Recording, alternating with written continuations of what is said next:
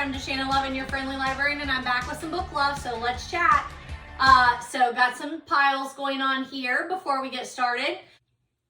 And as always, here are a few that I finished since the last time we talked. I cannot believe the last time I filmed was Wednesday, October 4th, and today is Friday, November 3rd. That's insane. Like, it took me forever to just get that video edited and out there. But seriously, that took forever. So the video's really not been out there that long, but I'm already ready to do some more. And I have a Friday night where I'm actually home. We've been traveling a lot lately, so it's nice to be home. And when I'm home, I like to talk to you. So going to talk to you about some that I've read here lately, especially with it being autumn, Halloween season there. I want to get some of those out to you. And then because we are still in autumn, as far as I'm concerned, I'm not yet into the whole Christmas thing on November 3rd. But I have some of those that I wanted to talk to you about. And then if you remember in my last video, I said those books that I am recommending in my classroom, high school English classroom, I just kind of wanted to make sure I'm keeping you on track with those too. So I'll let you know what those books are. And if I've talked about them on my YouTube videos before, I'll just let you know it's there. But there are a couple that I feel like I've not covered on YouTube, and I do keep a list, believe it or not, big list maker over here. Then those that I haven't talked to, I want to give you a review on those and recommend some of those, or not recommend, whatever the case may be. Got like a little fluff going here. I have to go check that out. And then a bit of a book haul, not a ton, but there's some there that I wanted to show you. Some Christie's I'm particularly interested and excited about. And a little bit of book news. I try and keep you up on some of that too, things that are coming out. Just today in my classroom, I mentioned The Boys in the Boat, which is coming out in December, right around Christmas is what they're saying. And then, the Hunger Games, the Ballad of Songbirds and Snakes. So that one's coming out like just maybe in a week or so. So pretty excited about those two and wanted to just touch base with some stuff like that. So give me a minute to get this cleared off and then we'll chat. All right, welcome back. Welcome to Friday. I don't know what day you're watching this, but this is Friday for me and Fridays are good.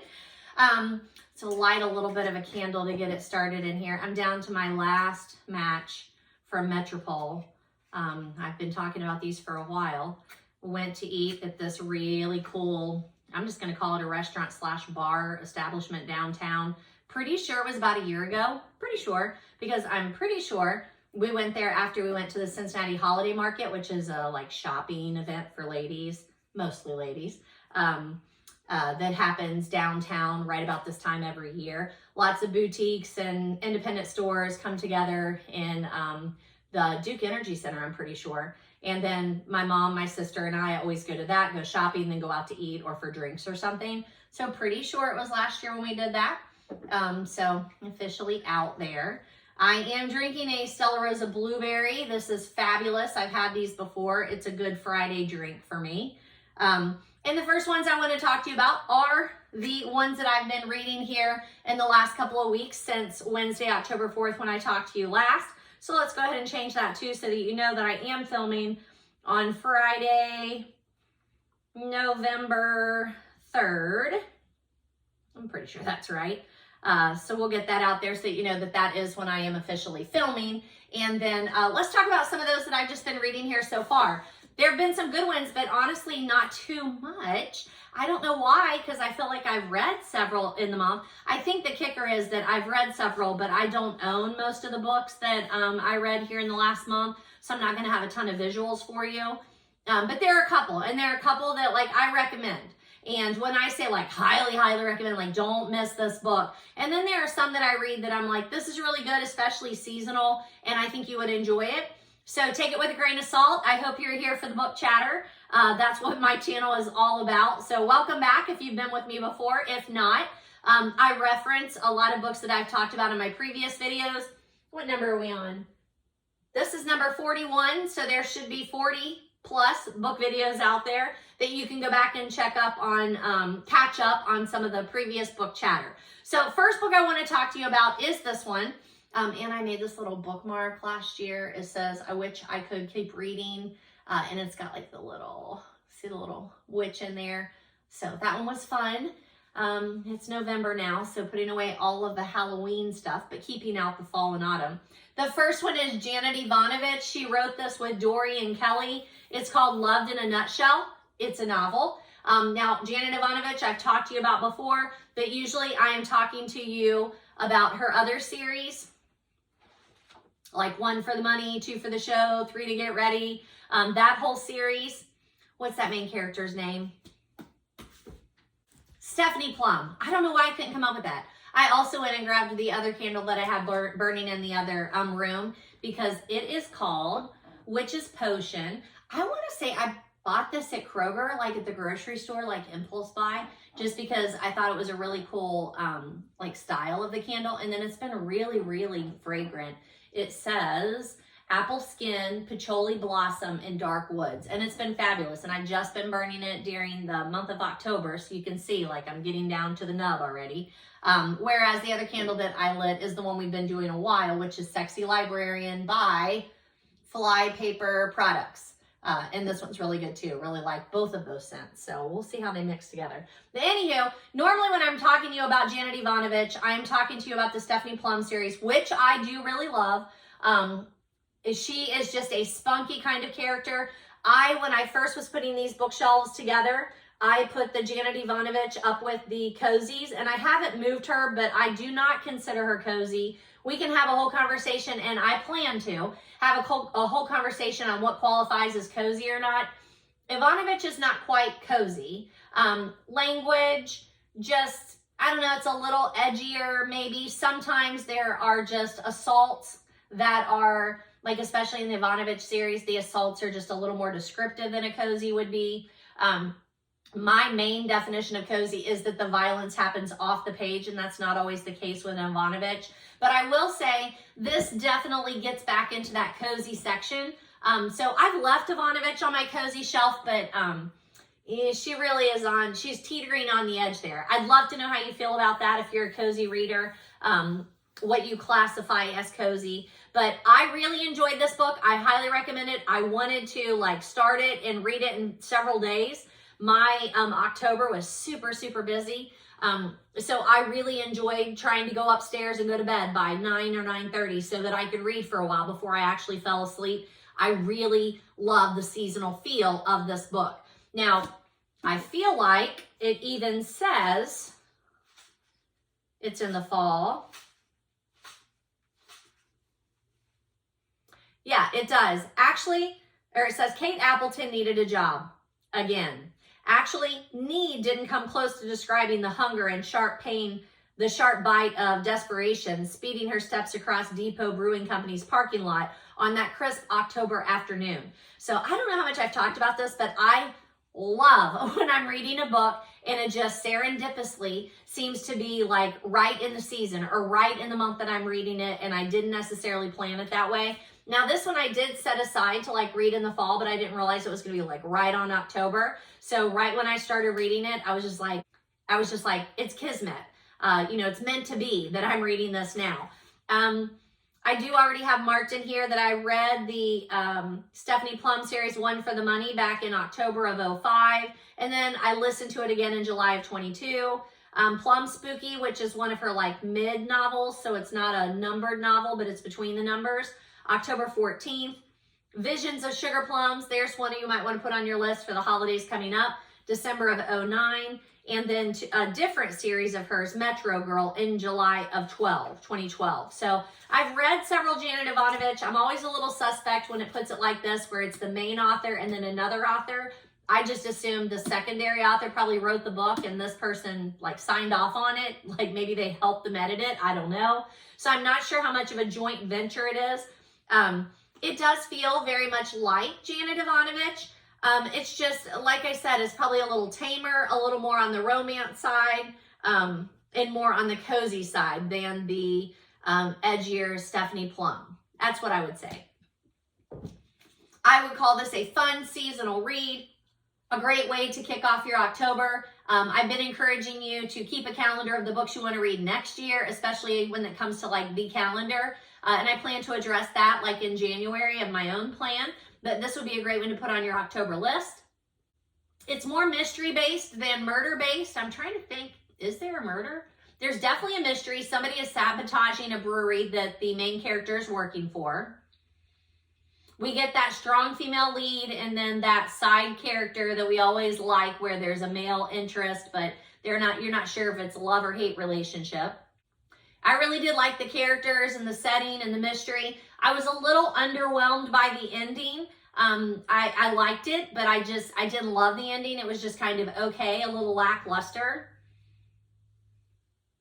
But I also think that they probably are trying to start a series, because this does say the Culhane family #1, so it's going to start a series. And anytime you start a series, you have to get in a number of like background details. And sometimes that means like the first one doesn't end in some big cliffhanger. It doesn't end in some great conflict resolution, but it's kind of like setting it up for what happens next. So highly recommend Janet Evanovich and Dorian Kelly's Love in a Nutshell. The next one that I want to talk to you about, I don't have a copy of it. It's Remarkably Bright Creatures. I am sure if you read and you were on YouTube, you have probably heard numerous reviews of this book. In addition to just like hearing about it a lot online, I heard about this one from my friends, my fellow readers that I really interact with either in real life or online. This book was recommended to me so many times. It's Remarkably Bright Creatures by Shelby Van Pelt. It's one of the Read with Jenna books. I'm sure it's on several other lists too, but it comes highly recommended by so many people. Now, I think it was kind of weird because I knew that it was going to be, there was going to be an octopus as one of the main characters and that he was going to be a character within the story. I can't remember, like it would be interesting to see it in print, but when I did the audio, he is talking to you, but then when I made that comment at my last book club, they're like, well, you hear his thoughts. Like you don't hear him speaking. It's not like he's talking to people. He is interacting with people and he is a remarkably bright creature. But you're right, maybe it wasn't strict dialogue, but you were inside his head. And in the audio, he had a voice. Like they changed the voices depending on which character was telling that part of the story or which character you were getting their perspective of. So maybe that's why I was assuming like he is a character, but you know what? He doesn't need to talk in order for him to come across like he did in the book. Super good. It's one of those books that like follows a couple of different people. You know they're going to all come together at some point, but you're not quite sure how. And several times, like I suspected what I thought might be happening, and it was pleasurable to know that I was going to figure out how it was going to come together. I wasn't particularly worried about any of them, which is nice, but I was excited because I thought they were going to have a more fulfilled life. And I really like for my characters to be happy in the end. It doesn't have to be a happy ending, but I need to know that they're going to be okay. I love personal growth in my novels, and this is a personal growth on many different levels, as well as dealing with grief. There's several people who are dealing with grief, and just the way that they worked through that, I thought it was superb when it came to that. It definitely pulls on your heartstrings, especially in the end when it all comes together. I like those people in distress or people during changes in their life, and when they learn to find their own people. It doesn't always have to be family, but they learn to find their people. I love that kind of trope in a story. And I feel like everything that I've said, like I'm not giving anything away here, but just trust me on this one. Listen to the audio, read the book. I'm so glad that I finally got around to it after so many people recommended it to me. And I don't know that I have heard from anyone who didn't like it, who read it or listened to it. So that's always a good thing too, because sometimes, you know, like I was thinking of like Lily and the Octopus. I'm not sure if you've read that one or not. Stephen Raleigh, I think. Feel like I've recommended that book to you. If I haven't, I should. I love that book. And it is a very weird book in that the dog has a voice. You know what the dog is thinking and saying. Another good like character in a book. But when I recommend that one, I often get people say, yeah, I tried that. No, thank you. Whereas this one, I haven't heard anybody say, no, I didn't like that. So that was number 80 for me. Number 81 is an Agatha. It's the Regatta mystery. I need to grab it for you. Also, while I'm getting up, wearing my Twilight t-shirt. I don't think I've worn that on any of my videos. I am a big Twilight fan when it comes to reading the books and then watching the movies, but I've never revisited either of those. It's just such a weird group of books and movies. They are very dark, but I think it's a great storyline. They're easy to recommend to teenagers for sure. But again, I'm 50. I'm not a teenager, and I really enjoy reading them and watching the movies, but they're not revisits for me for some reason. But I thought it was still kind of seasonal, even though we're like moving out of October and moving into November, but still vampires, werewolves, and teenage love. Like any time is a good time for all of that, right? All right, so the Regatta mystery is an Agatha Christie. Look at that cover. You know, if you've been with me before, I am a huge Agatha Christie fan. I am with a group that is reading all of the Agatha Christie novels in order, chronological order from the beginning. This is number 35 for us. We met last Friday night, pretty sure it was last Friday night, to discuss this one. This is Agatha Christie, the Regatta mystery, featuring Hercule Poirot, Mr. Parker Pyne, and Miss Marple. And if you look on there, this book cost 75 cents. Those were the days, right? The book, even just a paperback, just 75 cents. Like, how? I don't know. But love this one, love the book. I'm not a huge fan of the Agatha Christie short stories. I'm glad that we're reading them, but they always fall a little flat for me. They're too fast, so I can't like remember them. When I'm looking back at titles, sometimes I'll be like, did we read that? I don't even know if we read that. And then I'll be like, oh yeah, it was in the, collection of short stories, but it didn't even last long enough for me to remember like the plot lines or the characters. Now there are some main sleuths in here, like Hercule and Parker Pyne and even Miss Marple, but they aren't super strong stories. And then once again, I always read the book, listen to some of the adaptations, watch the adaptations, and then dig into it prior to trying to have the discussion with my Zoom group online, which anyone is free to join. I usually have the link somewhere in here, or you can always just find us online. It's 2022 Agatha Christie author project, I think, something like that. But again, you can always just message me if you wanted to join. But this one was good, and I was glad that we talked about it, but it did fall a little bit short for me. It didn't have as many of them in TV adaptations as usual, and again, maybe because they were short stories, but that's usually not a problem, like with the David Suchet series, but there were not that many adaptations on this one. Parker Pyne shows up in the Regatta mystery. Hercule Poirot and Arthur Hastings. Hastings is back. I miss him so much. But he and Hercule Poirot are in the mystery of the Baghdad chest, which I think just threw me for a loop because I feel like that one is in an adaptation, but they call it the Spanish chest. Pretty sure when you watch it, they seem very similar. So unless there's a longer mystery out there somewhere with the Spanish chest, maybe those are the same thing. Poirot is also in How Does Your Garden Grow? And then Parker Pyne makes a return. We've read some Parker Pyne. Makes a return in Problem at Pollensa Bay. And again, he is set to try and make someone's life happier. They're having a hard time, and he finds a way to make it happier. He's just always a bit of a weirdo for me as far as like ethically speaking, how you should treat people. He's a little off kilter there. In The Yellow Iris, Poirot makes another appearance. And then Miss Marple tells a story. Is so weird. I still feel like I don't have a great handle. Like, we are 35 books or stories into reading Agatha Christie in chronological order. Murder at the Vicarage is the only Miss Marple mystery that we've read so far, like novel. But she's been in a short story, 13 at Dinner, I think it was. And I feel like something else, there's been a short story. I still don't feel like I know her. She still does not get the same reaction for me that like Hercule Poirot does. I love Hercule Poirot as a character. I think he is so fun. And I know Agatha grew tired of him, but I've not grown tired of him so far. I really wish Arthur Hastings would be in all of the Hercule Poirots, but that's not the case. But I just don't feel like I know Miss Marple yet.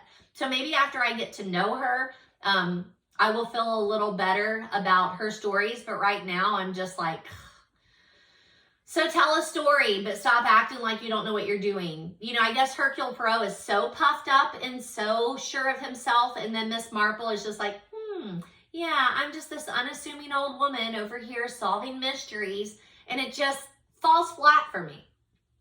The Dream doesn't have any of our famous people in it. Neither does In a Glass Darkly. And then Poirot does come back for Problem at Sea. So it's an interesting book of short stories. Always happy to recommend Agatha Christie. Just this is not going to be my favorite one. Some of these showed up in publications before they ever came into this collection. Again, I think that has something to do with it too, because I'm trying to see how Agatha grows as an author, you know, from the first story. So the first story that she published till the end. But when I started this, it didn't occur to me that they published them in magazines or journals, and then they would publish them in books, and sometimes they would publish it in this series or this collection, but not in this one. I didn't realize it was going to be that complicated.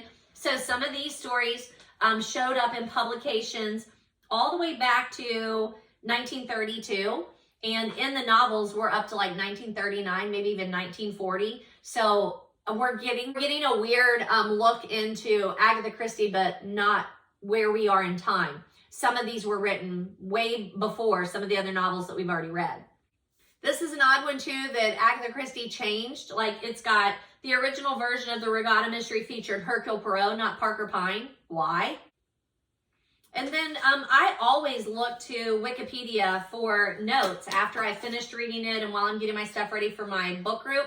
And the one that is for this Regatta mystery is just very lackluster.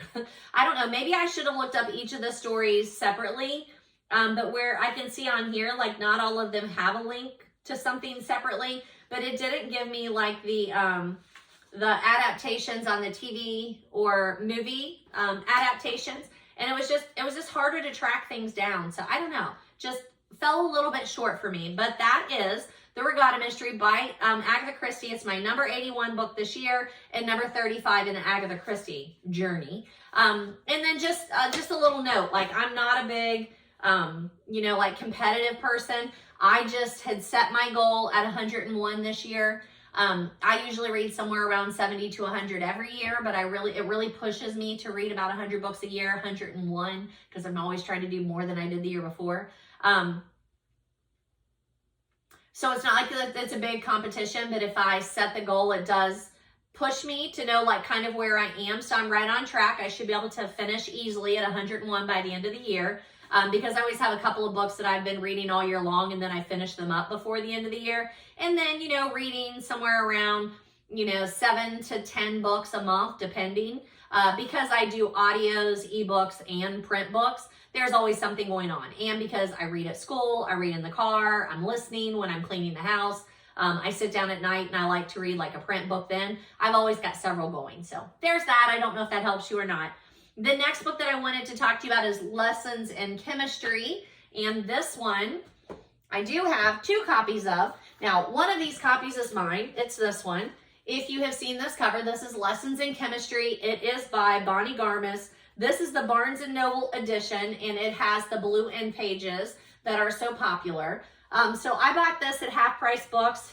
Looks like I took out my price, but it's $29 if you buy it just, you know, retail. So I'm sure I paid about $15, $16 for it. Really enjoyed it. And then we did this for our book club discussion in October. And I have a couple of ladies that I just can't even say how much I appreciate the fact that a lot of times they'll buy the book and then donate it to my classroom. I teach beside my friend Stephanie. She teaches a lot of upperclassmen. I teach mostly freshmen. So this is not a book that I think a lot of my freshmen are going to want to read. But then they read things that I don't put in my classroom either, just picking them up on their own. Colleen Hoover, 50 Shades of Grey, what's the Icebreaker series? Like, I can't have any of those in my room, and they're reading some of those. So this is not to say any of those books compare to this, but just when I'm reading this, the main character is not a young adult. It is historical-ish kind of fiction, in that you are getting her story, and the main character is a woman who is trying to be a professional woman in the field of chemistry during the 50s, 60s, 70s mainly, and just, man, runs into a lot of issues. So she gave us this to put in the classroom. I'm going to also loan my copy to my future daughter-in-law. She hasn't read it yet, so I'm going to loan that one to her too. And then Stephanie and I can keep this available in our rooms in case we have somebody who wants to read it. I think she will have girls who probably do want to read it, whereas I probably will not. But that's the book I want to talk to you about next. It's a great book club read. So if your book club is looking for something to read, I don't know, like our book club sets our books in August for the whole next year. Every 6 weeks or so, we have a different book, and we know ahead of time, but we set it all in August. But if you are setting your schedule or you need a good book club selection, this is it. This is a great discussion board. My book club has been going for 26, 27 years. I can't even remember at this point, but I started it when I was going to library school. It was my project, and it has just I've kept it up this whole time because it is phenomenal to meet with a group of like-minded women. They push me out of my comfort zone. They make me read things that I wouldn't normally pick up myself. And I do really like this book, and I probably would have read it anyway because it was a Barnes & Noble Book of the Year. Plus, it's been on so many different lists. However, it's way more depressing than I was expecting. Darker, I think. This is a hard one for me. My friend Stephanie gives me a hard time about this because I am glad I read it. And I recommend it, highly recommend it, especially for a discussion. But right now, my job is so stressful and often just so challenging. My kids are just needy and really dealing with a lot of serious issues. And sometimes at the end of the day, it's just hard to come home and read about other people going through equally depressing and difficult issues. That sounds terrible. So my husband always says, yeah, you would prefer to come home and watch a murder mystery. This is true, but I don't know. I don't know what that is. Like, those murder mysteries entertain me and feel lighter, whereas this is completely realistic fiction. Yet everything that's in here, I am sure it is such a common story for a lot of women. And when I was in my book club and having the discussion, that's the kicker. I can't even tell you how many people said this happened to me and this happened to me and this happened to me. And it's just so heavy. It's so heavy. And every time I would feel like maybe she's going to get a leg up on something, she would get hit by something else. And it is a very heavy book. Having said that, I highly, highly recommend it. It's just tough at times. So persevere. That is the whole point of the book. Persevere. Persevere. Especially women who are trying to do it all. You need to raise your family, feed your family, go to work every day, run your household, pay your bills, entertain your family. It's a lot. It is a lot. And she brings that to light. And even though this is in the 60s and 70s, so much of it is still relevant today. The other thing is just, not a spoiler alert. What do you call that? Trigger alert. There is an assault scene or two in here. And although I have not undergone that, I just have a really hard time when books have assault scenes in them. It's really difficult for me. However, I'm a true believer. So many people go through things. The least I can do is read about it, whether it's in fiction, mirroring true life, or if it's like a memoir or something like that. Like, people undergo terrible, terrible things, and the least I can do is try and read, relate, and learn from it. And that is definitely this kind of a book. So just a little trigger warning there, though, which I'm not big on trigger warnings, but I do struggle with those kinds of scenes in a book, and this was a tough one. So throwing that out there, highly recommend Lessons in Chemistry by Bonnie Garmus, or Garmus. And again, if you are in a book club and you need a suggestion, immediately suggest this. I don't care what your book club is. This is a great discussion. Hopefully you have some older, more mature women in your book club who can give you some of the perspective that we got in ours, because that was phenomenal. All right, the next book that I have to talk to you about. I'm going to set this one back over here. I don't have a copy of this one. But, normally I start my videos and I'm like, oh, you're not going to believe all the great recommendations I have. You're going to love these books. And today I've been like, it's a good book, just a fun, quick read. It was okay, not my favorite Agatha. I highly recommend it, but it is dark and harder to get through. And then the next one is Nick Cutter, The Troop. I read this because a student in my classroom had requested it, said that she really likes like disturbing books like Nick Cutter, The Troop, and she mentioned all the Indians, all the little Indians, something like that. And I don't remember who that author was. And I was like, I wonder what she's talking about. So of course I immediately look on my Libby, my public library app, and the audio was available. So I immediately requested it to kind of see. I love to read what my kids are reading, or at least know what they're reading. And especially when I've not heard of it or I'm not familiar with it. Whew. That's what I have to say about this one. Now, I think I rated it 3. I did. I gave it 3 out of 5. But if you're a horror fan, then it's probably more than that for you. 3 out of 5 for my review, because it was a good story, but it was more vulgar than I like. It was more gruesome than I like, but definitely original. Now, I also really like that it's the troop. It's a Boy Scout troop. There's the main character is taking his Boy Scout group basically when he thinks is like the last trip that he's going to be taking them to this island to spend, like, I think it's just the weekend. And they're growing up and people don't want to be in the Boy Scouts anymore. So he's kind of wrapping up this time with these boys. And then while they're on this secluded island, an unexpected visitor shows up. Something's really wrong with this visitor, and he poses a threat to the whole crowd.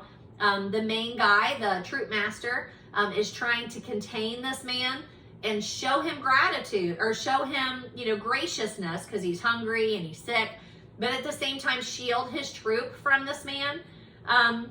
But it becomes very apparent that it's more than just somebody who's a threat to the boys. Like, something is desperately wrong with this man. He might be contagious. We can't quite tell what's going on. And then I do have to say, when it started getting to about half of it, I paused on the audio and then I went and got the print book because the audio was just a little more than I wanted to listen to. So I got the book and then I read the rest of the book through print from the public library. And it got way more interesting than I was thinking psychologically, because it's very much like Lord of the Flies. Like, put a bunch of people on an island, take away the cops, police, people that are going to make sure everybody behaves, and see what happens. See how people who are left to their own devices, especially young boys, either rise to leadership or rise to violence or just can't make it. Very much so Lord of the Flies. And then psychologically finding out where this parasite, apocalyptic something came from, how it got released out into the world, was superb. Like, the idea was so good. So it does play out great. Like, and I loved it in the end. I thought it was a great ending. The explanation of it, the way people had to then answer for how this thing got out into the world. And then talk, like the survivor that talks, like seeing how he talks about things, how he approaches the situation, how it affected his life. And then the other people that know that this has happened and how they are dealing with all this stuff.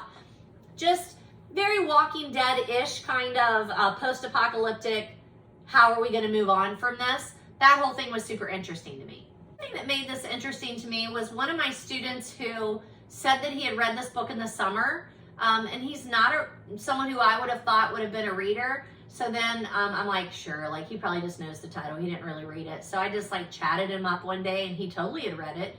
And he said that his mom was going to the library and he just said, hey, can you pick me up like a scary book? And that's what she brought home to a freshman boy. I was like, wow, yeah, that's scary, all right. But that was another reason why I thought, gosh, this is really interesting. But for those people who have grown up on Walking Dead and Stephen King and like Halloween and Halloween horror flicks, it's right on par, right? So it's not one that I would put on the shelf in a school, because like I said, it gets kind of vulgar and also just really, really gruesome. However, for kids that are watching those kinds of shows and they want books that are like that, this is a good selection. And when I say kids, it's not marketed to kids. This is definitely in that new adult area, I feel like. So highly recommend it for that new adult section, or if you just like horror. Now, Nick Cutter is the pen name for Craig Davidson, I believe it is. I've never read anything by him, but they did talk about, when I looked up some information about him, one of his books got turned into a movie, and I'm going to be tracking that down because it looked really, really good. So I'll let you know. That one was called Rust and Bone. So I'm going to try and track that movie down and watch it because it looks superb. But just I would say the most interesting thing about this book is how it was very much mirrored on the concept of Lord of the Flies, but in today's day and time.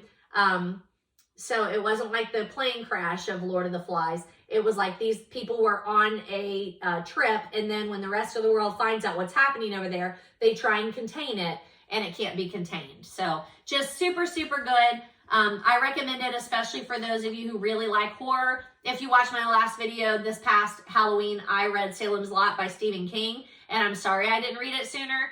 I just thought he was so horrific that I wouldn't be able to handle him, and I loved Salem's Lot. So number 84 is A Doomful of Sugar, punny title for a cozy mystery. It's by Catherine Bruns. I've read some other books by her, but this one is the first one in the Maple Syrup Mystery book series. And again, just a fabulous one to read for this season. She writes the Italian Chef series, and I read one in that. I think it was Penny Dreadful. Pretty sure that was what it's called, Penny Dreadful.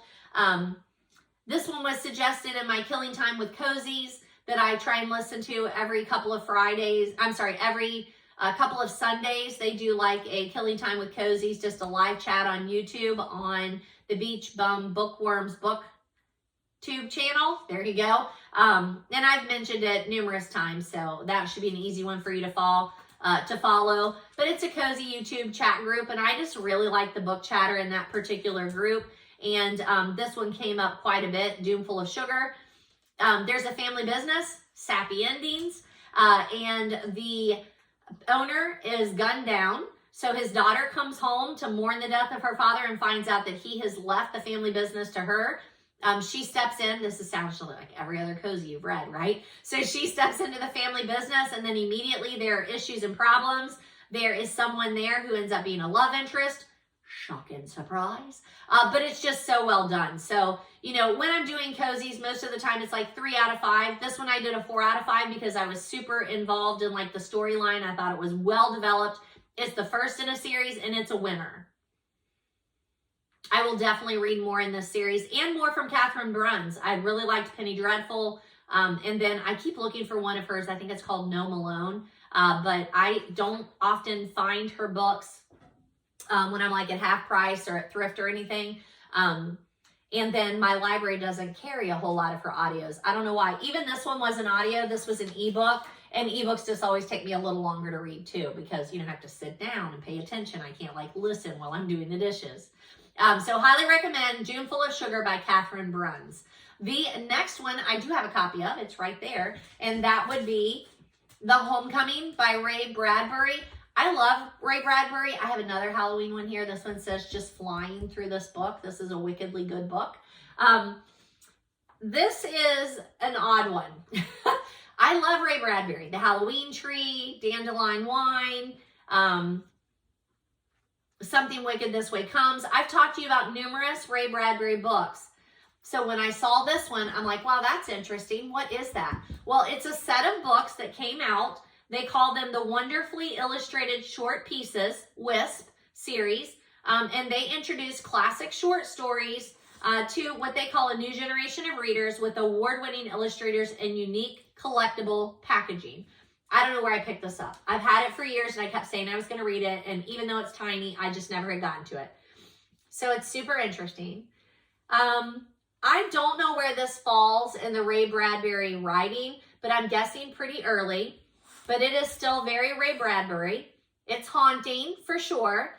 But what I could really say about this book is the illustrations are beautiful. Like, I just can't even tell. They're so awesome. The illustrations make the whole story. The story is a good story. It has a good plot line. It's super interesting. It's easy to follow. It's a little wordy. Am I allowed to call Ray Bradbury wordy? It's a little wordy, but it is so worth finding this particular collection and looking at the illustrations while you read this book. And when I say book, like I said, it is a very short story. It's super short, but I really enjoyed it. But it is just a really weird one. It's not my favorite Bradbury, but it's an interesting one. It's really, really out there. The illustrator is Dave McKeon. It's just a short, spooky book for like Halloween season. So again, somewhere I need to like make a list for you saying like, these are the ones that I would read seasonally that I've already read. And then these are the ones that I want to read next year seasonally. I'll have to do that somewhere. I'm not sure. Did finally decide on my new planner for 2024. I don't know if that's you, if you're someone who's always looking for like, what's your next planner going to be? But I've done the Hobonichi weeks for the last 2 or 3 years, and I really like it, but it's pretty small. So in addition to that, then I have to have a full-sized one, and I've played around with that. I've done the Happy Planner. Like, I've just played around with it. This last one was sugar paper, but it was too much. So I switched over. I'm doing the Hobonichi Cousin Techo, and it has a page for each day, a 2-page like weekly spread, a 2-page monthly spread, and then some extra blank pages. So I'm pretty excited about it. I like it. But we'll see how it goes. I know you're like, hello, didn't you say you were filming this November 4th and you already have your planner for next year? If you're in the planner world, in addition to BookTube, you know how big of a deal it is to try and find that unicorn planner that's going to work for you this time. And I've just been doing that for probably the last 7 years or so, I would say.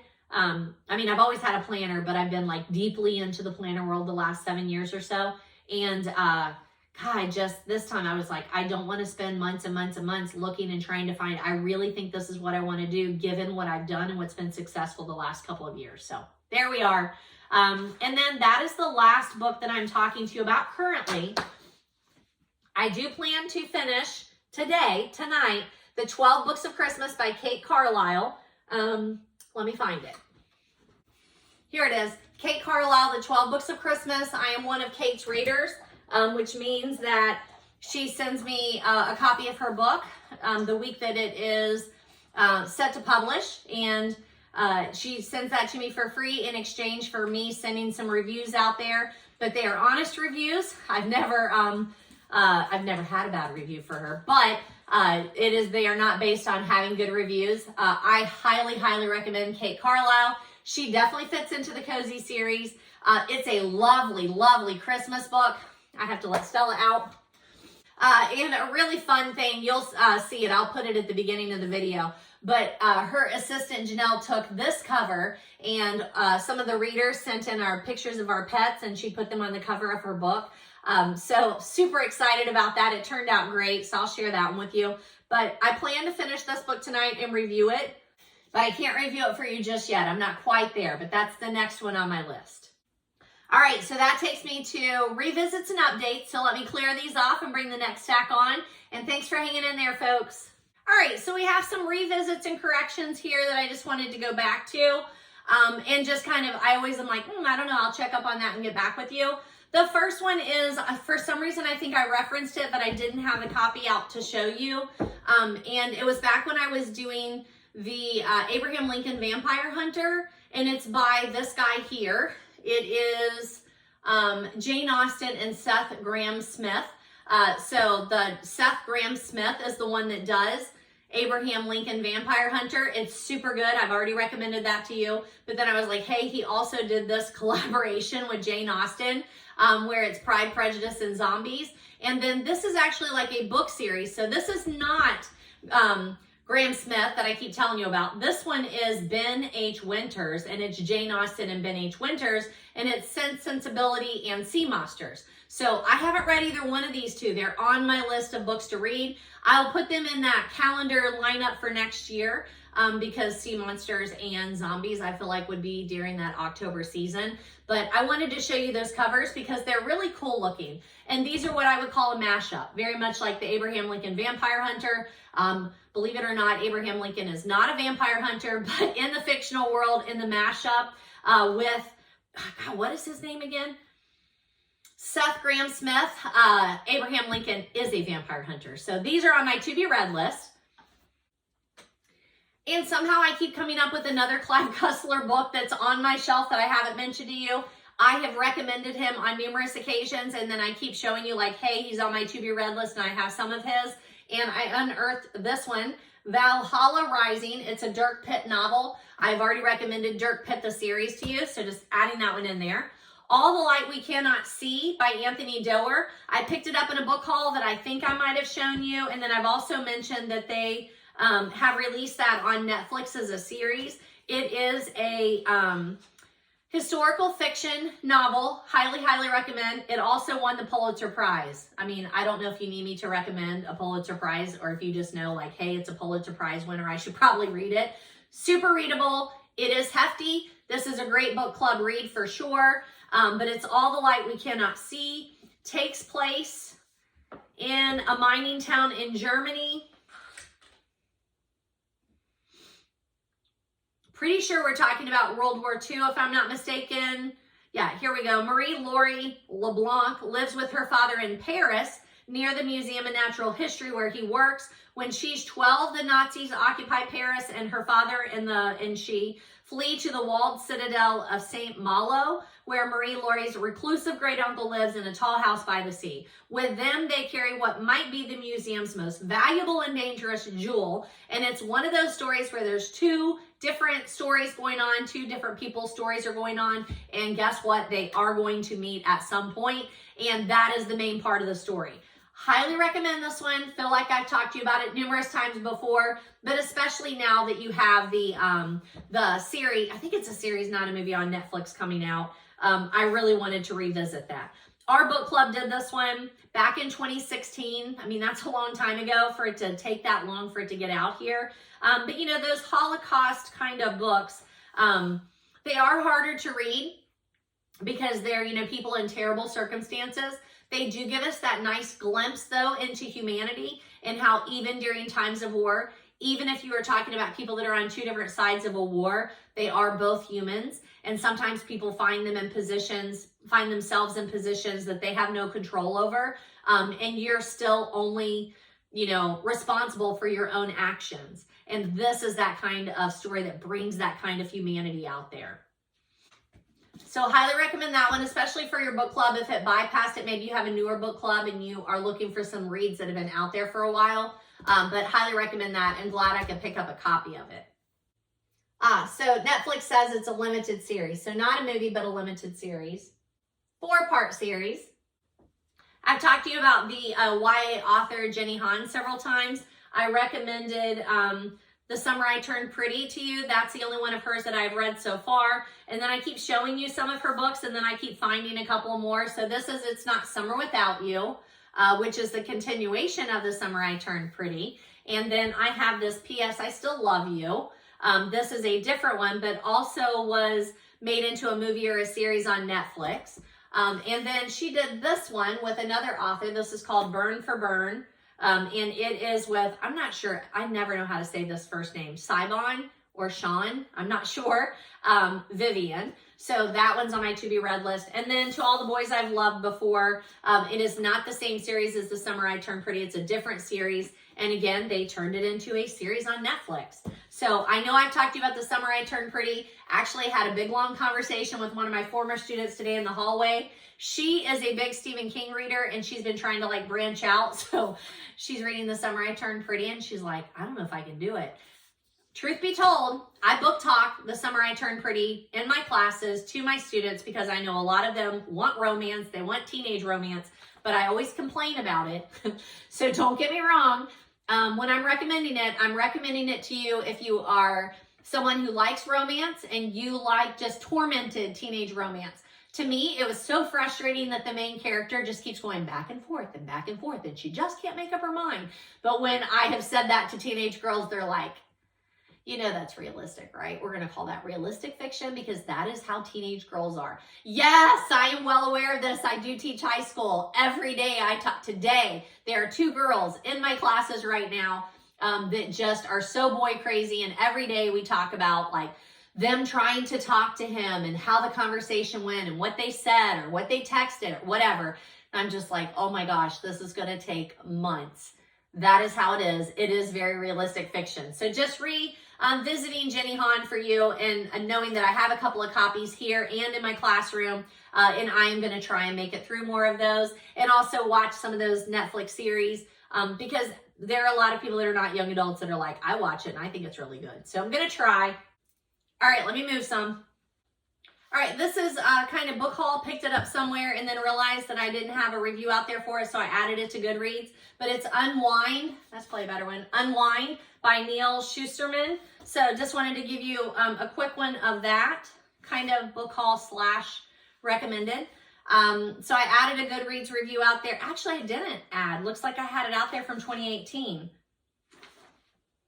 Yeah, I did. Had it out there from 2018. But when I was looking at it, I wanted to say, oh, I see. No, what the heck? Oh, I guess I had marked it red, but didn't actually put out a full-blown review, so I updated it. They kept calling it a dystology, which means maybe that it has 5 books in it. But it's weird because it has like 2 half books, like 1, 1.5, 2, 3, 4, 4.5, 5. I think that's how it is in the series. I really like this series. I read it a long time ago, back in 2009. Yeah, I read it in November of 2009. I put the review out there in 2018, probably because I was reviewing it in the library and trying to put the review out there. But it's science fiction, it's futuristic, it takes place in Ohio, so a nice local one there for me. But it is haunting. It's in a world. Welcome to Voting Tuesday in Ohio. This is a very relevant topic. In the future, they have outlawed abortion. However, if you still don't want your child when they become 13, 14, somewhere around there, you can give them back and they are unwound, and then their body is used for other things. Like there is a shortage of people who are, giving organs and things. So it's a way to solve both of those problems. And I know, I hear it. It sounds crazy, right? But shoot, we do really, really crazy things all the time in politics. But you can give them back, they are unwound, and then their body is technically not destroyed because they just use it for other purposes. That's how they justify that. Super good. You have 3 characters that you follow along. One of them is like a ward of the state. So once she doesn't get adopted or find her place by the time she gets to that age, they're like, Anne, you're done here. I think the other one is what they call a tithe. Their family is very religious and they believe they have to give back a portion of their family. There's that. And then again, the main character, he thought he was doing fine, but his family really doesn't like him and they want to move on without him. So super, super good. YA, highly recommend it. And I have 2 copies because I have one for here and then I thrifted one to put in the classroom. All right. Then that takes me to some of those classroom recommended reads. So I'll let you know if I already had the review out there, and if I talked to you about this book on YouTube. They are not all young adults, so don't think that the rest of this, if you're not in high school, doesn't apply to you. These are kind of all over the place. So I don't really have a visual here, but I think I've already shown you on here. The first one is the Bible. Yes, I teach at a public high school. However, if you are in English at all, you know that there are so many biblical references out there. When you are teaching literature, it is important for them to have a grasp of some kind of religious literature. So I try and have a balance in my classroom, so not just, a Bible, but different kinds of religious literature. And then also various editions of the Bible, because I don't have a particularly, Bible literate class or group of kids. Like yesterday I was recommending Catherine Patterson's Jacob Have I Loved, and I said, do you know where that reference comes from?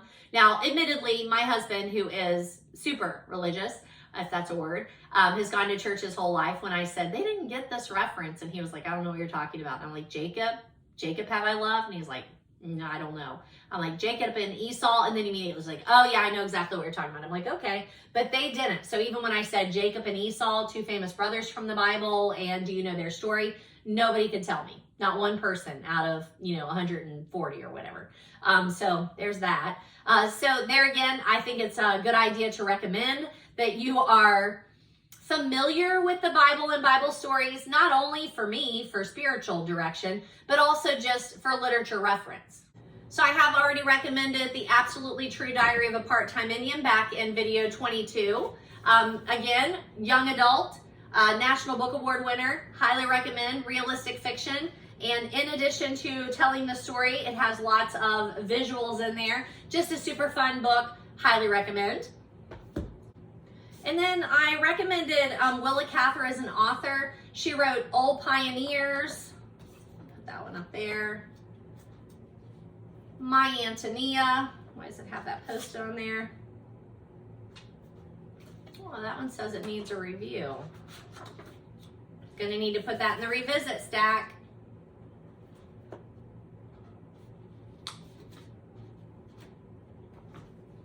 But I do already have a review out there for Old Pioneers.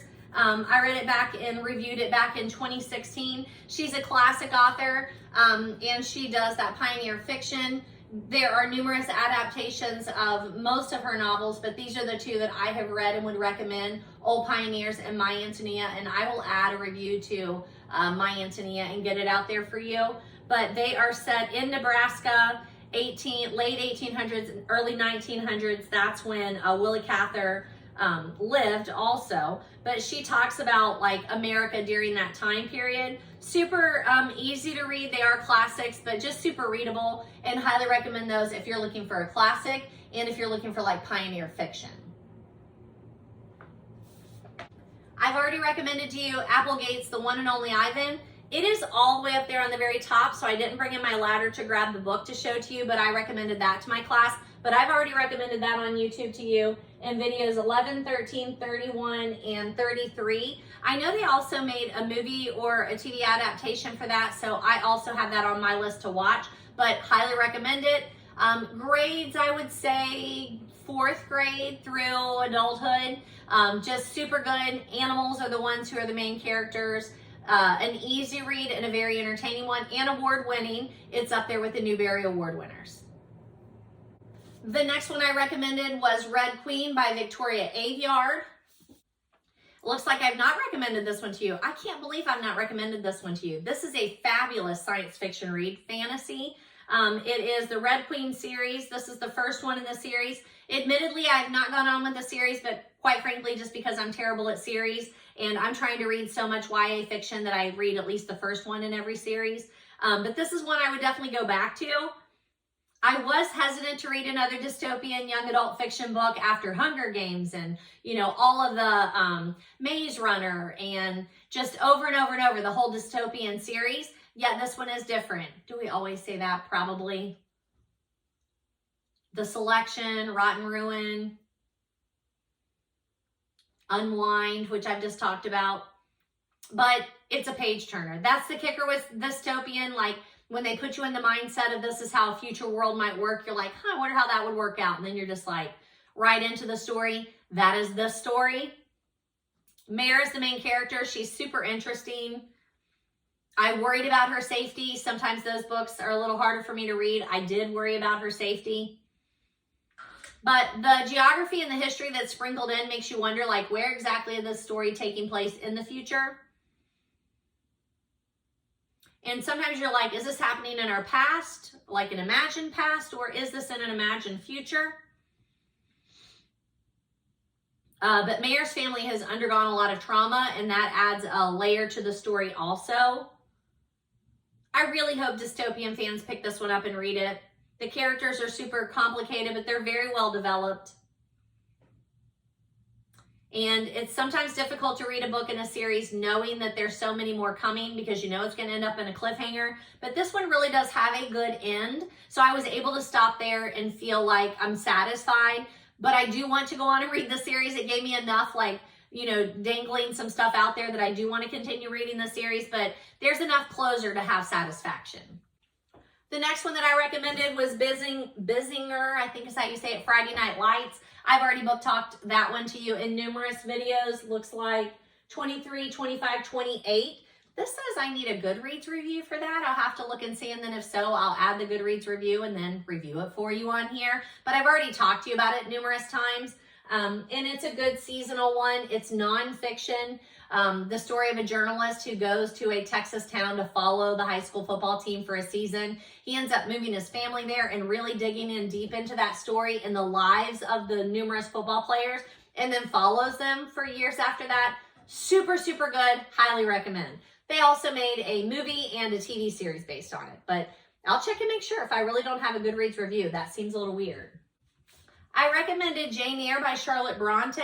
This is one of my coworker Stephanie's favorite books. This is a very dark gothic kind of novel to me. It's a classic, a little heftier, but I recommended this one to my students. It is Charlotte Bronte. I think I first read Jane Eyre in college, and then I've either listened to it or read it numerous times after that. I've listened to the audio, watched the movies. But it's a very classic story about Jane being orphaned and who she's taken in with, who she falls in love with. It's a tortured love. But it's definitely a redemption story, and it's told over and over again in various movies, TV series, books. There are a lot of remakes, basically, of the Jane Eyre story. So it's important to know where the Jane Eyre story came from, where that trope is originating. And it's easy to recommend this classic because it is one that everyone should read. In addition to Charlotte Bronte, I also recommended Emily Bronte. Have a review out there for Wuthering Heights from 2019. There's the cover of that classic. A very short classic, but it's another one. Both of the Bronte sisters wrote books that their stories are retold over and over again in fiction. And Wuthering Heights has that famous couple, Heathcliff and Catherine, that you will hear referenced in literature and movies over and over and over again. It's a tragic love story, unforgettable love story.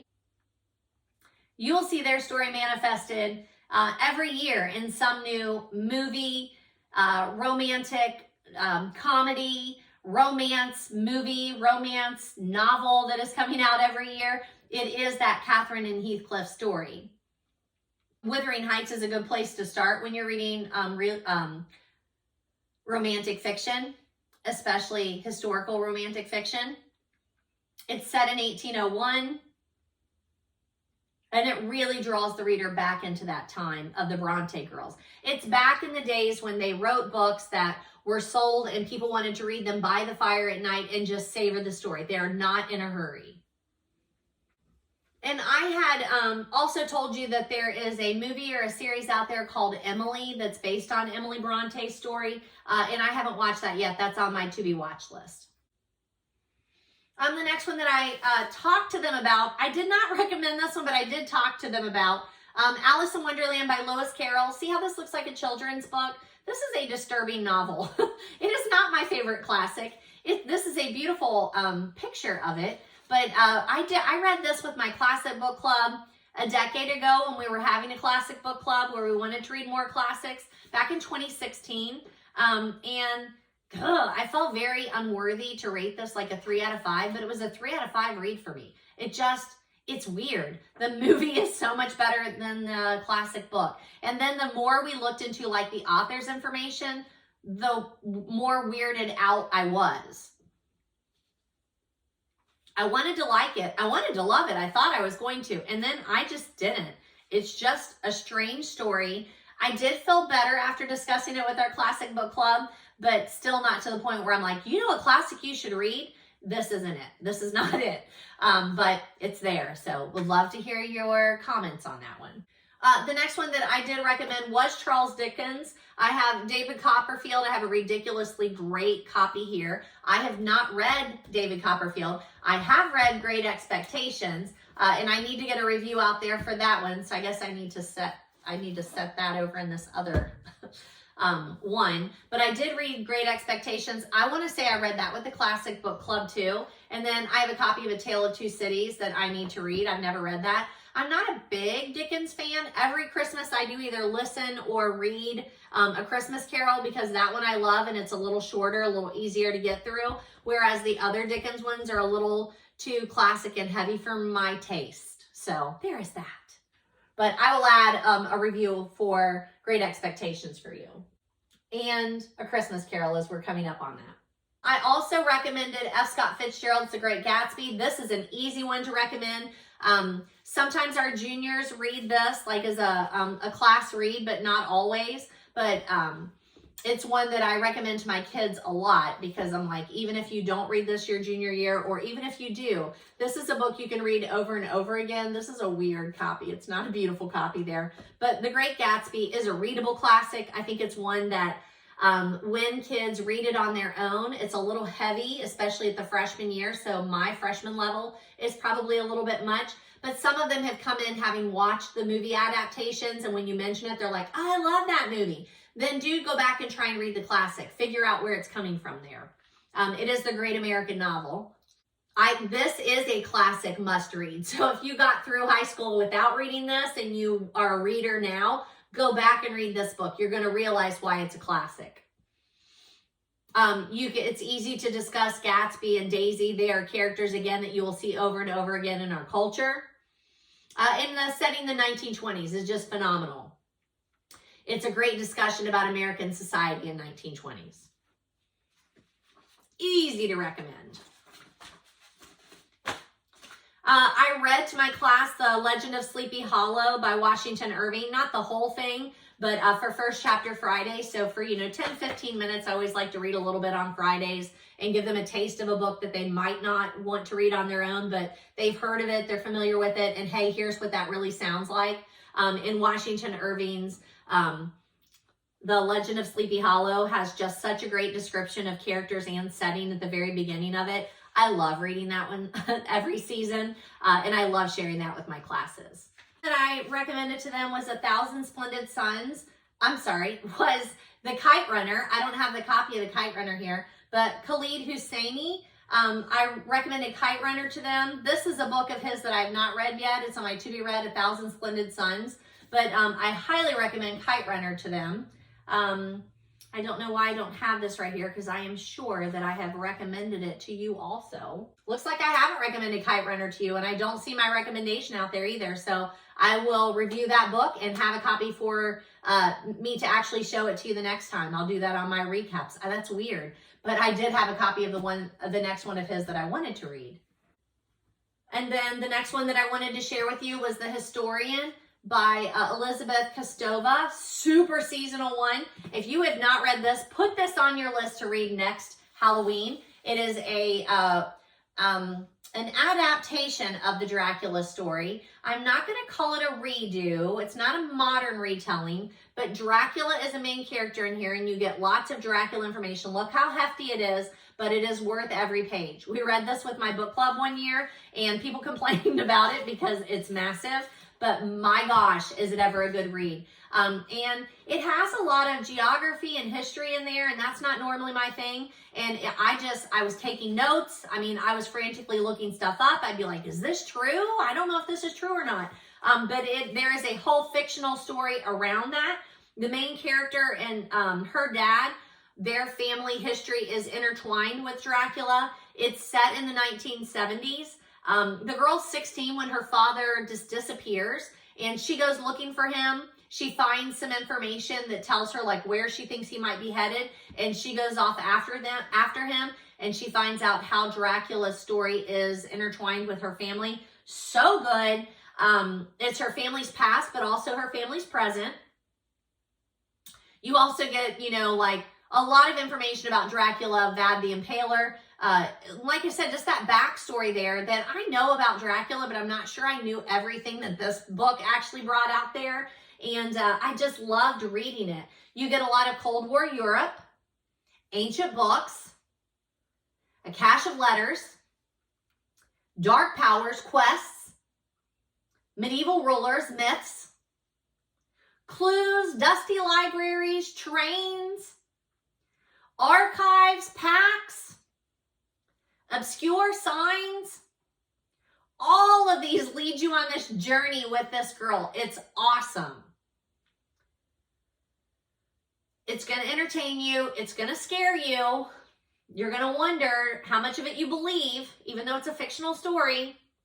It will just entrance you. Hours and hours of pleasurable reading. Put it on your list to read it next October. All right, give me a minute. All right, that's not all of the books that I have recommended since the last time we talked in my classroom, but it's all that I had pulled, and I wanted just to film this video, so I will catch you up on some others later. But if I've already talked to you about the book during previous YouTubes, I'm not taking the time to review those books, but there are a lot that I'm recommending in my class that I noticed I have gaps there between the YouTube videos, so I just wanted to get some of those out to you too. Even if you're not a high school freshman, most of these books I read prior to ever being in that freshman classroom. So throwing that out there.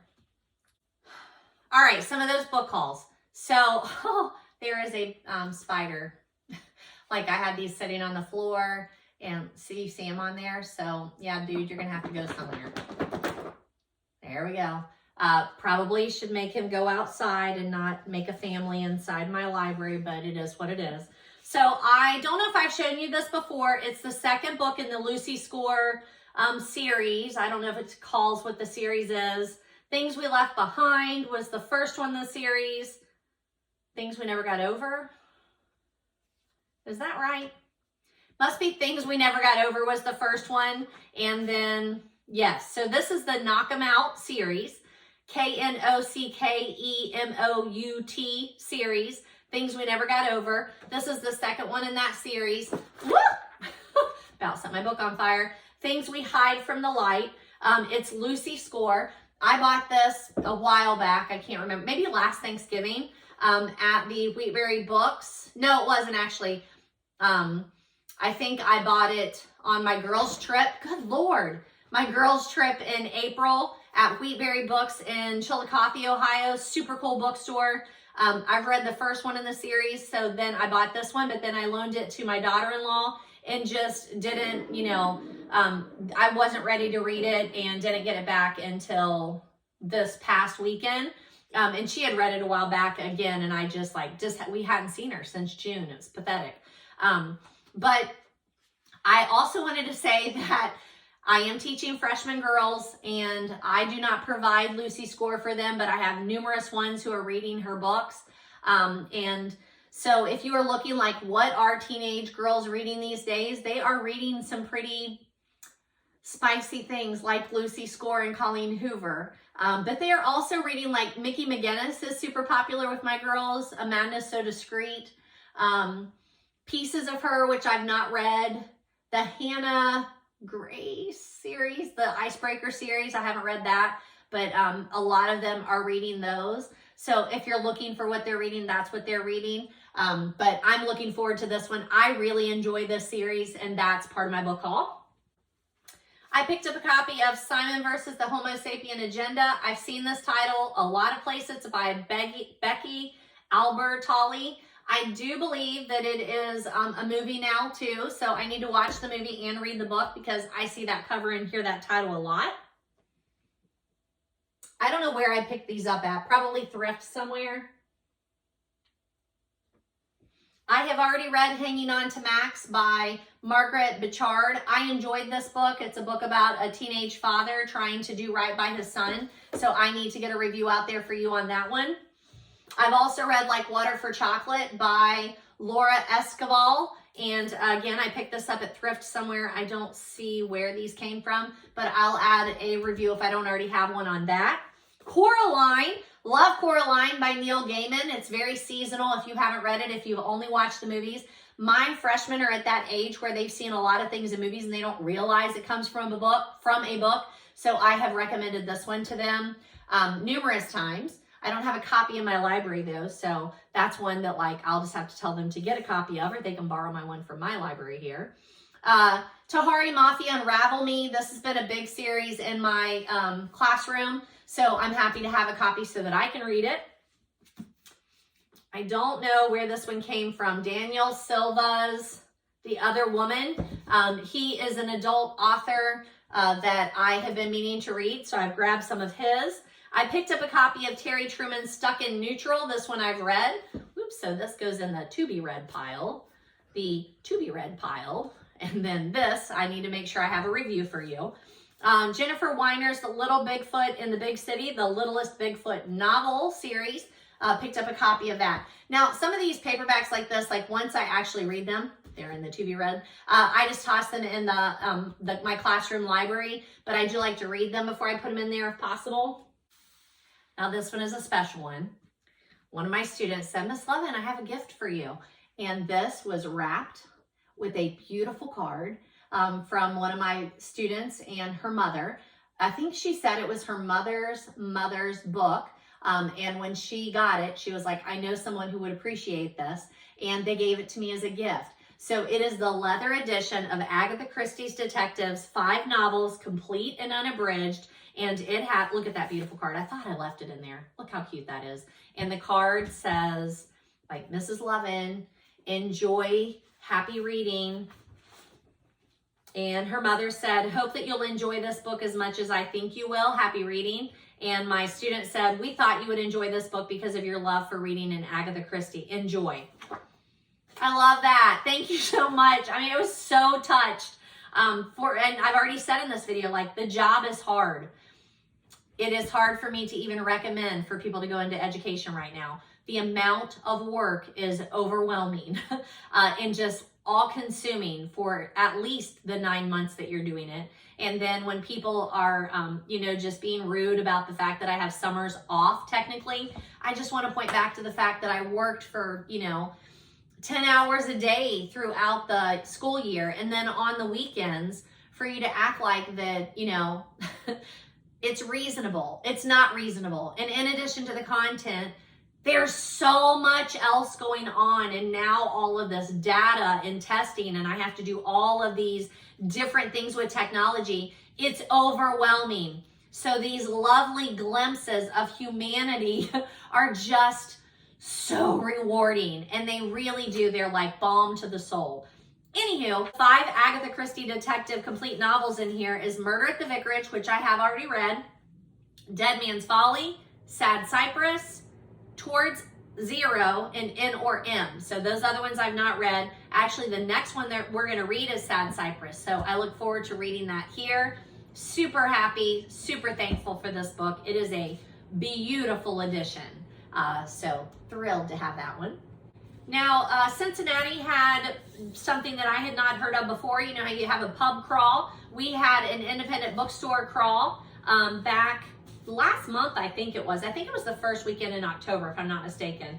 And I did not go to all, I want to say there were 8 or 10 in the Cincinnati, Northern Kentucky area. But I went to 2 of them. We went after church. It was just like a busy weekend for some other stuff. So we went after church to 2 of them. We went to Household Books, which is like down in Cincinnati. And we went to Scarlet Rose Books, which was Northern Kentucky. I can't think of the name, Fort Walton, maybe. I can't remember the name of the place there in Kentucky that was. But I picked up 2 books. I picked up 3. I don't know what the other one is. I think I bought it and gave it to my future daughter-in-law. Did I? I don't remember. I can't remember. Anywho, I got Agatha Christie, A Mysterious Life by Laura Thompson, and I got Mary Oliver's Devotions. So this is a book that's been on my, I wanted this book for a long time, and it retails at $30. This was at Household Books for $13. So super excited to get that. And then the Agatha Christie, it retails for $35, and I don't know how much I paid for that one. I don't see a price on there. I don't know how much I paid for that one. I don't know. Anywho, I'm super happy to pick those up, and I thought that the bookstore crawl was an excellent idea. You could get a passport, go to the various stores. I had been to most of them, but not all of them. But Scarlet Rose just opened in Northern Kentucky not too long ago. And then Household Books, I've been wanting to go there for a while, but the hours are kind of weird. It also has a coffee shop, being run, coffee station, being run inside the store, and they have new and used books. It was awesome. Here it is. So I got a Megan Miranda, and I've talked about her several times. So I've got All the Missing Girls. Once again, I've got a couple of copies. I have not read that. I need to read it, and then I'll give the other copy to my daughter-in-law because she really likes Megan Miranda. This one I feel like, I already read this one. So I'll put the other copy in the library. But that was a super good one. I've already talked to you about her books. And then I also have The Last House Guest by her and The Girl from Widow Hills. So quite a few there. The one that it says I bought was The Only Survivors. And I don't see that one. I think it might be because I gave it to my daughter-in-law. I can't remember. I don't know. I don't see it. But I bought that one at Scarlet Rose on the bookstore crawl. Then, one day, my son sent me a picture of a whole stack of Agatha Christie's and said, do you need any? Well, of course I do. Let me consult the list. So I sent him back the ones that I needed the copies of. So he picked these up. He was in the book rack of Murray, Kentucky, a used bookstore down there. They sell new and used. And he got these for me. My first Mary Westcott. I'm so excited. It's Agatha Christie, but it was when she was writing under the pen name of Mary Westcott. This is A Daughter's Daughter. And then Sparkling Cyanide. And then Surprise, Surprise. And The Golden Ball and Other Stories. So super excited about those. And thankful that my son thought enough to walk over to where the Agathas were, take a picture, and say, what do you need? Thank you. I picked this one up at the Lorelei yard sales. It's Notes on a Cellar book by George Saintsbury with a preface by Andrew Graham. Sometimes I just can't help myself. Like, I think it was $1. It's not a book that you read probably from cover to cover, but it is one that has an inscription from 1966. I'm just a sucker for these kinds of books. To a very rare John Race, this premiere, something of something. I can barely even read it. A very rare genre. And then it's got like 1966. Notes on a Cellar book. And, let me find it. The contents. Origins, sherry, Madeira, port, claret, burgundy, champagne, other French and white wines, spirits, liquors, beer, cider. I just love these. It's like an old cookbook. I'm never somebody who cooks or bakes, but I love these. I love looking through them and just reading a little snippet here or there that someone has written, you know, back in time. This book was published in 1963. So super happy to pick that one up at a yard sale. Looks like some of these came from Goodwill in Woodlawn. All the Light We Cannot See, which I've already talked to you about. The Miranda, All the Missing Girls, which I just mentioned. Love, Lies, and Hocus Pocus. This one looks fun. I don't know why I think I need one more cozy to read, but that'll be a seasonal read for next year. Anna Quinlan's Still Life with Breadcrumbs. I think she's an author that I've read everything I can get my hands on of her. And I will update you to make sure that I've got some recommendations out there. P.D. James' Murder Room. Looks good, and I've read P.D. James. This is an Adam Dalgliesh mystery, and I've watched that series. If you have BritBox or Acorn, I'm not sure which one it's on, but it's so well worth it. It's a great period piece, which I'm not usually into, but I love those Dalgliesh mysteries. Sign here, and this is a book of the month, Claudia Lux. You know, I have my book of the month, if you can see them up there. They are beautiful on a shelf with the little book of the month thing up at the top. So this one says it was book of the month in October of 2022.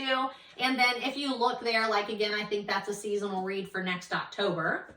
I picked up a copy of Tangerine. I have read this before in the high school library. So I'll get a review out there for this one. And that'll be a good addition for me to be able to share with my kids. And this Debbie Macomber, Christmas in Alaska. Look at that. I'm not ready to watch Christmas movies. I'm irritated that now on Hallmark Movies and Mysteries, the whole month of October, seriously, and then now even November, it's just Christmas. They're just going to play Christmas movies from here on out. Once Thanksgiving hits, I will be ready to watch all of the Christmas movies. Good, bad, ugly, quirky, ridiculous. I will watch them all. In the Christmas season, can you please just let me have Halloween and fall first? Hallmark, you have to have a bunch of fall movies that you don't have to play all Christmas movies during the month of October. Seriously? Anywho, Debbie Macomber, I've read numerous books by her, and this one looks really fun. It's Christmas in Alaska, and I'm, you know, you give me a book and you put some dogs on the front of it, and I'm going to read it whatever genre it is. And then it's always nice to have friends that look out for you. I had a friend that said, hey, I've got something for you, and she had both of these. Cats Among Pigeons and The Body in the Library. Super interesting, and neither of these have I read yet, so I'm super excited to have those to add to my collection. And then Lorelei, here where I live in our little gated community, huge gated community, somebody put up a post in our Facebook group that said, hey, we're adding a free little library, stop by, see if there's something that you want. So of course I packed up my couple of books that I always have ready for exchange for a free little library. Took them down there, put them in, and grabbed this one. This is The Sanatorium. It's a Reese book club, and it's by Sarah Peirce. It just looks super, super good. So looks like a thriller. Happy to add that one to the collection. And then again, to put some other books in there. And I am so interested to see how that little library does. We've had one other free little library here within our community. It was on the other side of the lake, and I stopped in a couple of times, and then I think the house sold and they took it down. And then, I don't know, I feel like I've said this before, but for at least the last year and a half, someone gave me a free little library that used to be at a bookstore-ish warehouse thingy in Blanchester. And I've been trying to get it installed here at my house, but my husband said it's too big just to like sit out there. So he's going to have to put down a slab of concrete and, you know, whatever. It's an ordeal apparently. So it has been sitting out in front of my garage for the last year and a half. But once I get that installed, I'm going to be so happy to be able to like curate that free little library and what goes in it. And I have plenty of books to share. So super excited for that to happen at some time. I picked up a copy of Harris and Me, again, thrifted. Gary Paulson, I've never read this one, and I know my friend Stephanie references it all the time. Okay, that's my book haul. So give me a second. Oh, here's that book crawl. This is what they gave us for the passport, and I only got it stamped at one, but like I said, I did go to 2 different ones. But Blue Marble Books, Book Bus Depot, which I have been to, the Bookery I've been to. I think I've been to Blue Marble Books, but it's more of a children's bookstore. Book Matters is a new bookstore in Milford, and when I say new, it's about a year and a half old. Love it. Bookshelf, which is on Camargo Road here in Cincinnati, and that's a really cool little independent bookstore that's like in a little nook. The Cincinnati Book Rack on Beachmont, I love them. Downbound Books, I have not been there yet. Friends of the Library, I've never been there. How have I never been there? It's the Public Library of Cincinnati's warehouse, and I've never been there. Household Books is the one I told you we went to. Joy and Matt's Books on Vine Street, I've not been to yet. Roebling Point Books, I have been to. I think there's 2 locations of that too. But again, I've been there. And then Scarlet Rose is the new one. Ludlow is the name of that town that little bookstore is in. So that was super cool. And I hope that they do it every year. That's a lot of book news. So in addition to the books that I want to recommend to you, the ones I've been recommending in my classroom and also book talking to you, some of those revisits and corrections, and then the book haul, the ones that I don't already have reviews out for, go into a stack. I'll review those on Goodreads, put it out there on social media, and then talk to you about them again. Takes us to book news, and there is some great book news out there. Agatha Christie's Murder is Easy is being turned into a movie or a series. I keep seeing like movie stills from where they're already in production and filming it. I've not yet seen a trailer, but we just read that book like a month or so ago, and it's a really good one. It does not have Hercule or Miss Marple in it, so it'll be interesting to see how they play that off, because most of these newer books or newer movies or adaptations that are coming out have Hercule or Miss Marple for sure. So it'll be interesting how they pull off one that does not have one of Agatha's major sleuths in it.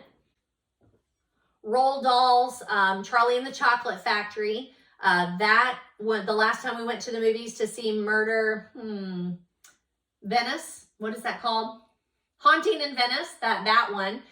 They had a trailer for the Roald Dahl's Charlie and the Chocolate Factory that looked very interesting.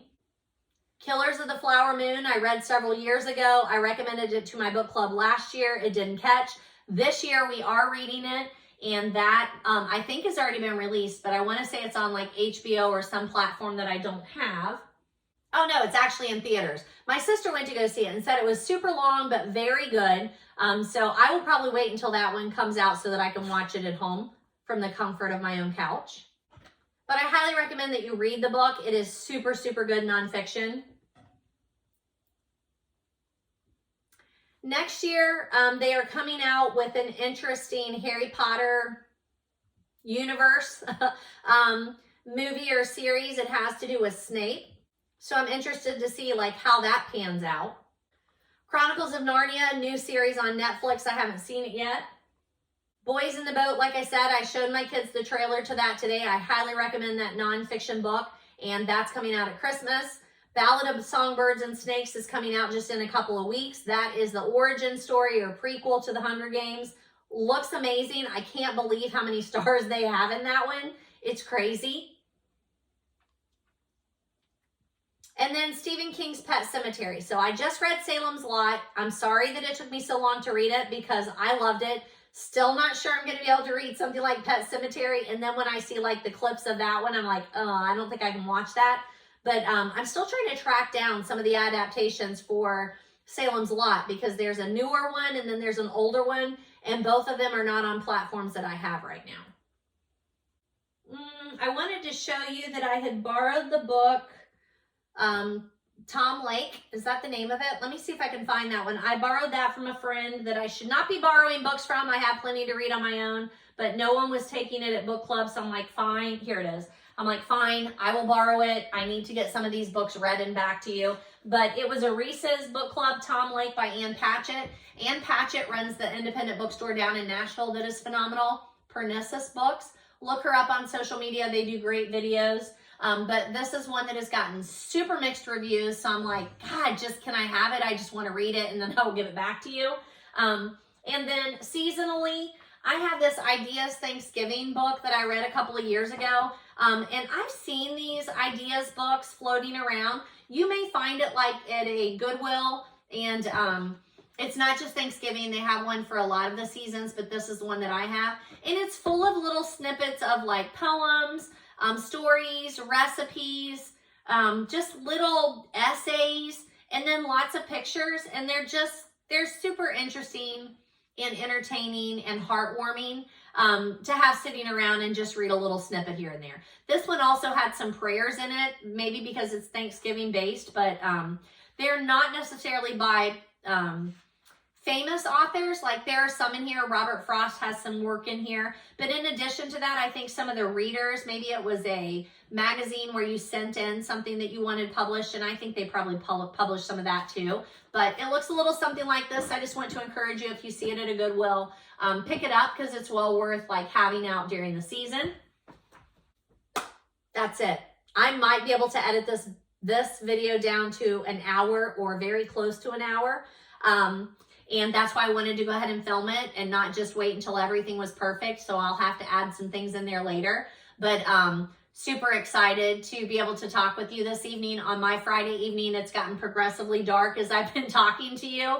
And we fall back in our daylight savings time this weekend.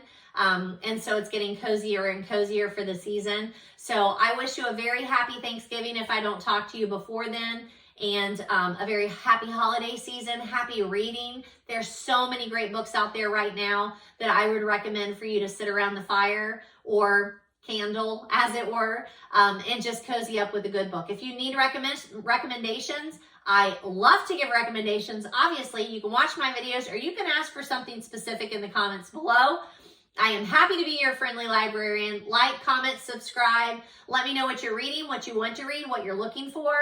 Remember that all of the books that I recommend you can get for free at your public library, either physically or through Libby, through the Libby app. It's a wonderful place to go. Also, Hoopla has lots of free copies. There are places you can go to get your books for free. You do not have to purchase them. Most of my books are thrifted, traded, and that sort of thing. I don't pay retail for most of my books, but some of them I'm happy to do so. So support your independent bookstore, support your public library, support your librarians. Happy season. Happy reading.